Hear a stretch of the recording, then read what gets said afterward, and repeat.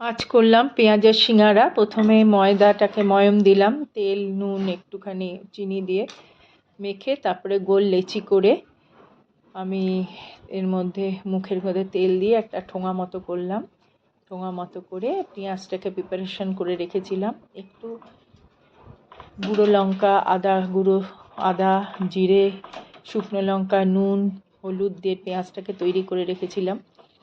এই পেঁয়াজটাই সিঙ্গারার ঠোঙার মধ্যে ঢোকালাম, ঢুকিয়ে তারপরে সিঙ্গারাটাকে মুড়ে মুখে জল দিয়ে সিঙ্গারাটাকে মুড়লাম। মুড়ে এই মুখটা বন্ধ করে দিলাম।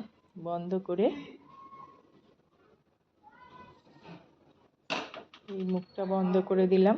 বন্ধ করে এবার এটা ভুল বললাম, এয়ার ফ্রায়ারে আমি চাপালাম। এই একটুখানি তেল ব্রাশ করেই দিয়েছিলাম বাটিটার মধ্যে, এবং সিঙ্গারার গায়েও একটু তেল ব্রাশ করে একটা একটা করে সুন্দর করে সাজিয়ে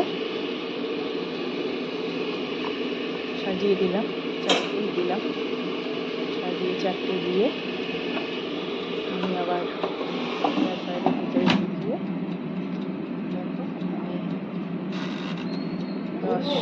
10 থেকে 15 মিনিট আমি এটা দিলাম। দিয়ে আবার বার করে আবার উল্টে দিলাম। উল্টে দিয়ে এইবার আবার 15 মিনিট দিয়ে সিঙ্গারা হয়ে গেছে।